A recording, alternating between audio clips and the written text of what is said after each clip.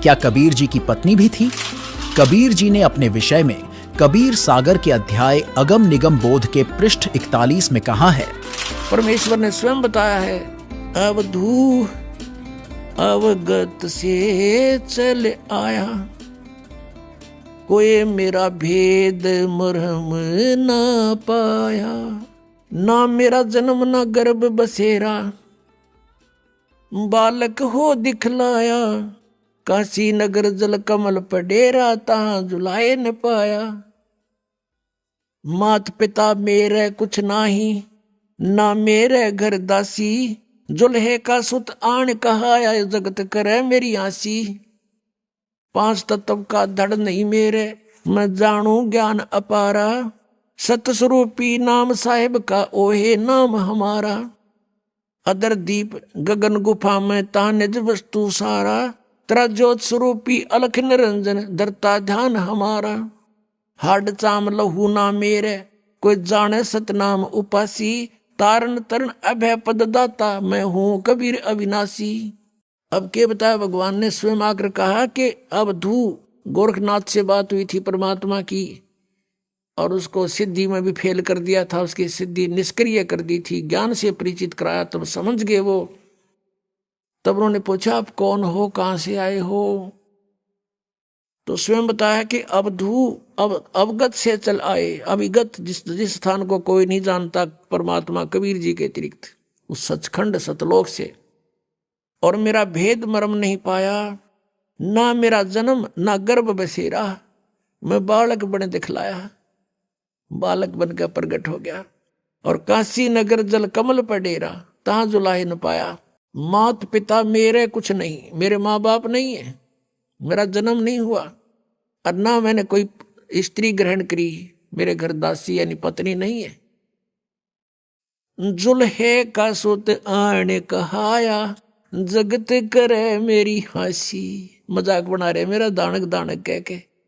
कहते थी कोई पिछली इस पुण्यात्माओं के साथ मेरे कोई वचन हुए थे, जिस कारण से मैं इनके घर बालक रूप में आया हूं। 5 तत्व का धड़ नहीं मेरा, यजुर्वेद अध्याय नंबर 40 के मंत्र नंबर 8 में कहा है कि शुक्रम अकायम सप्रियागात, यानी समर्थ सशरीर परमात्मा है सबसे पहले, और शुक्रम अकायम अवर्णम असनाविरम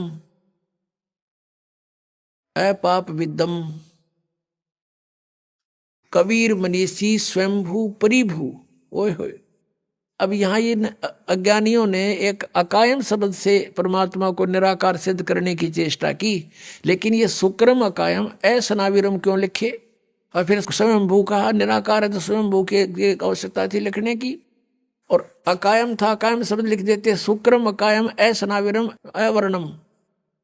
उस परमात्मा का शरीर हमारे जैसे नाड़ी आदि जोड़ जुगाड़ से नहीं बना, और पिता के संयोग से शुक्र से नहीं बनाइए, शुक्रम अकायम है, शुक्र से बना हुआ वाली काया नहीं है, नाड़ी भी नहीं उस परमात्मा के शरीर में, शरीर हमारे जैसा एक तत्व से बना नूर से, और वो क्या है, वो कबीर मनीषी, वो कबीर परमात्मा है। मनीषी माने महाविद्वान तत्वदर्शी संत, मनीषी तत्वदर्शी संत, वो कबीर जी स्वयंभू स्वयं प्रकट होते हैं। स्वयं प्रकट होना फिर निराकार की तरह का, जो स्वयंभू लिख दिया, और परिभू सबसे पहले प्रकट पुरुष वो परमात्मा है, और अपनी वाणी का ज्ञान देने के लिए यहाँ प्रकट होते हैं।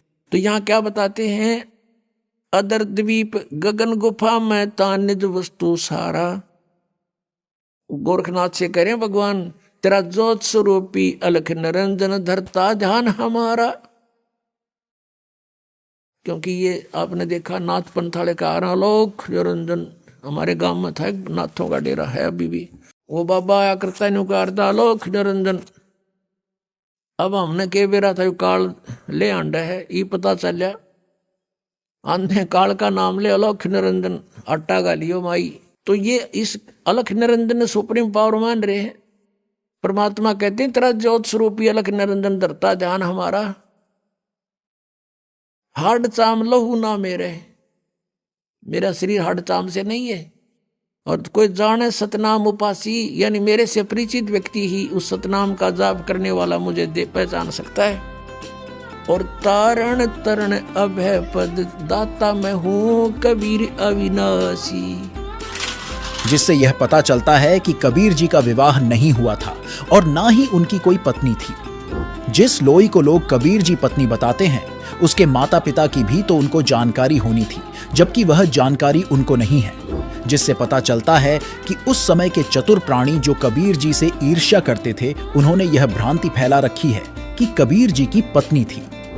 दर्शकों, जिस तरह कबीर जी के जन्म को लेकर समाज में भ्रांति फैलाई गई है, बिल्कुल उसी तरह कबीर जी की पत्नी को लेकर भी भ्रांति फैलाई गई है, जिसमें कोई सच्चाई नहीं है। चलिए अब जानते हैं कबीर जी के जो 2 बच्चे कमाल और कमाली थे वे कौन थे, और जब कबीर जी का विवाह ही नहीं हुआ तो उनके ये 2 बच्चे कैसे हुए।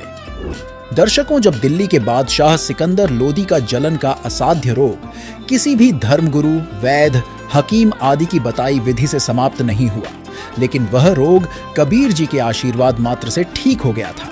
और किसी कारण वश सिकंदर लोदी ने कबीर जी के गुरु स्वामी रामानंद की गर्दन काट दी थी, जिन्हें कबीर जी ने सिकंदर लोदी के सामने ही जीवित कर दिया था।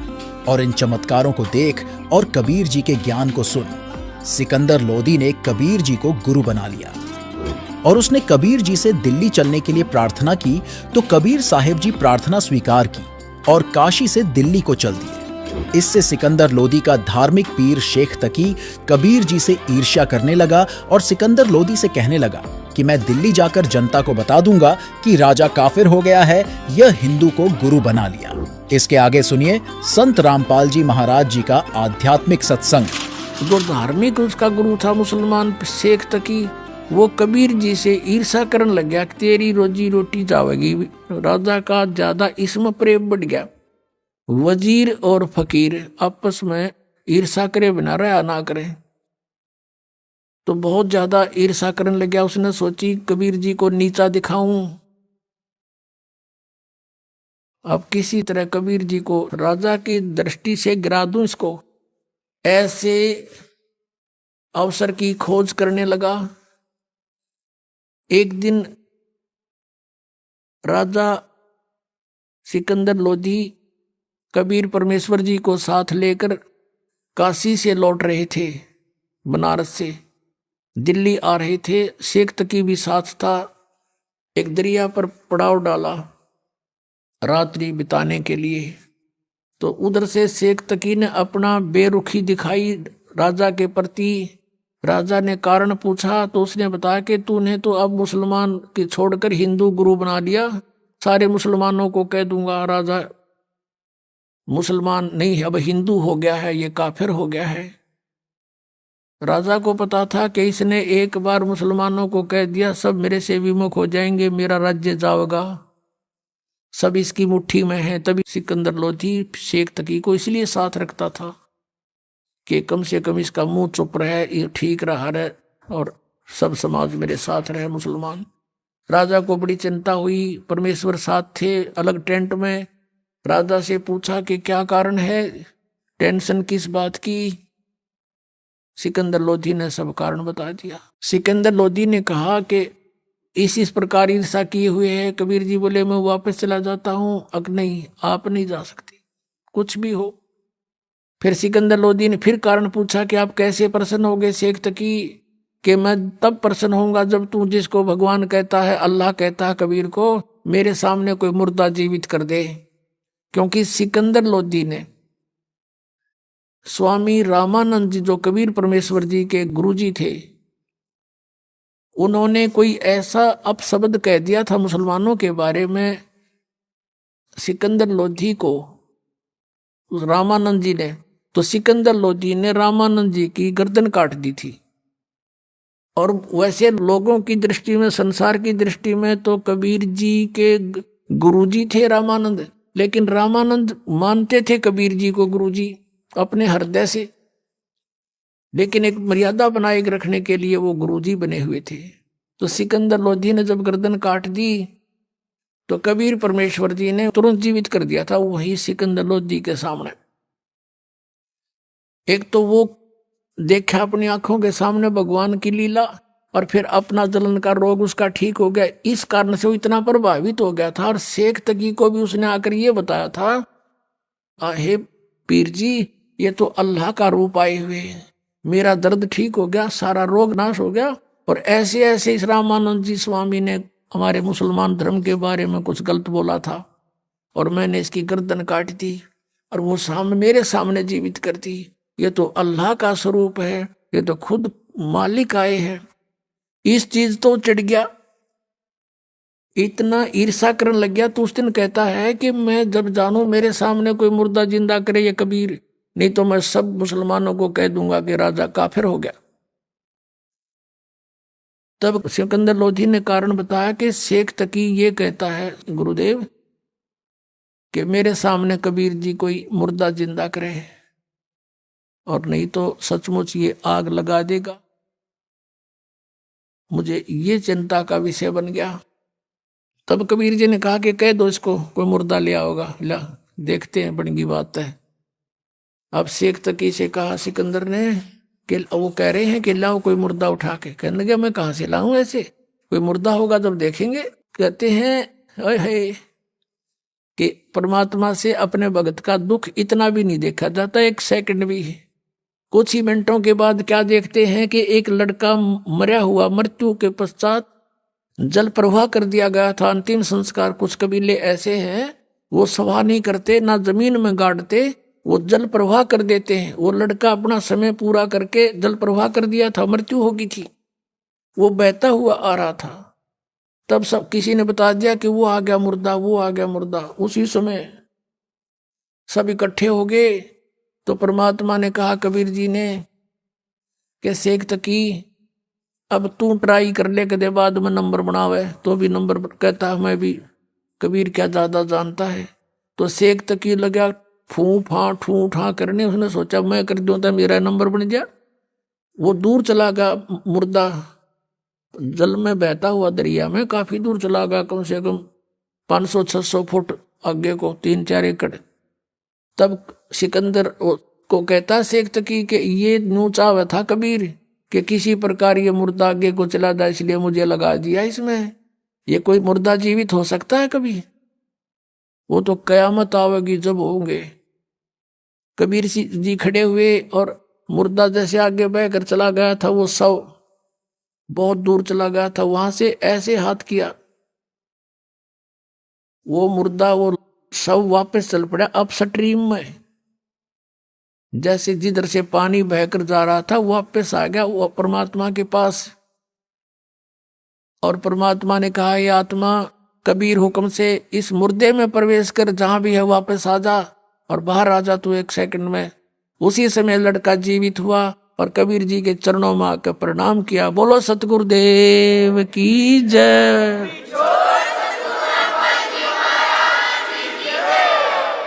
अब शेख तकी कहते दूने जो कहते हैं ना तेल पर छींटे लगे, उसके और ज्यादा ईर्षा बढ़ गई कि इसने जुल्म कर दिया, ये तो और ज्यादा हृदय में समा गया।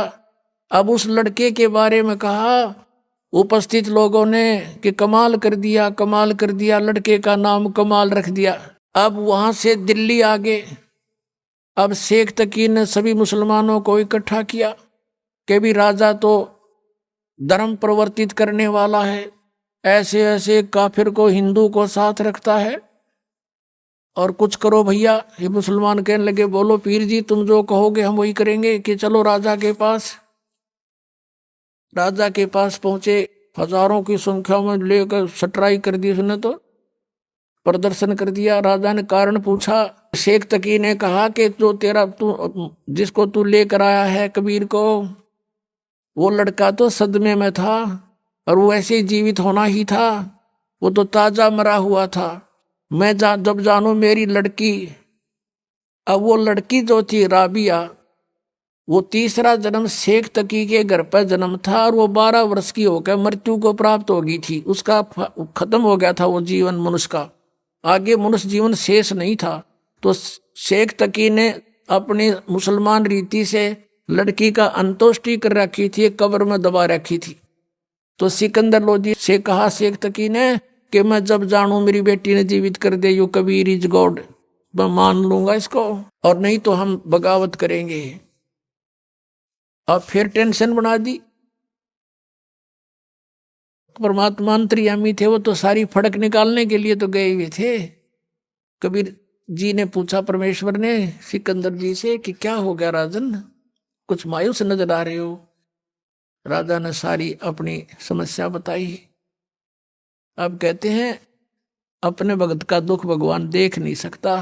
कहने लगा भी ठीक है, इसको कह दो शेख तकी को आज से तीसरे दिन वह लड़की जीवित होएगी और आसपास डंडोरा पिटवा दो, प्रचार करवा दे राजा तू, ताकि कदे 10-20 का मैं ना मानना यूं सारा संसार देख ले। आसपास के बुनियादी मुनादी करा दी कि मुर्दा जीवित किया जाएगा। कबीर नाम के संत आ रहे हैं, बड़े महापुरुष पहुंचे हुए हैं। सिकंदर लोधी के जलन का रोग भी उन्होंने ठीक किया, क्योंकि राजा का रोग था, सबको चिंता थी। और वो स्वस्थ हुआ तो सब चर्चा का विषय हुए हुए थे कि वही संत आए या वही आए जिन्होंने सिकंदर लोधी का रोग नाश किया। कहा वही आए। हजारों की संख्या में व्यक्ति वहां इकट्ठे हो गए। उस निश्चित समय पर कब्र को फुड़वा दिया गया। राजा भी उपस्थित है, सब मुसलमान भी हिंदू भी पता नहीं कितने को वहां इकट्ठे हो गए। और लड़की का शव कब्र के अंदर है। तब परमेश्वर ने कहा कि शेख तकी अब तू कर ले कोशिश, कर दे फिर नंबर बनावे। तो और उपस्थित जन कहने लगे जी जय शेख तकी के पास कोई जंतर मंत्र होता, अपनी बेटी ने कौन मरण दे, ये तो पहले ही कर लेता, आप ही करो कुछ। अब परमात्मा ने कहा कबीर जी ने कि हे शेख तकी की बेटी जीवित हो जा। वह जीवित ना हुई। दूसरी बार फिर कहा कि हे शेख तकी की बेटी जीवित हो जा, नहीं जीवित हुई। तो शेख तकी ने भंगड़ा पा दिया, नाचे कूद, देखो पकड़ा गया ढोंगी का ढोंग, देखो देखो कुछ नहीं हो सकता इसे। तीसरी बार परमात्मा ने फिर कहा, वह नहीं जीवित हुई।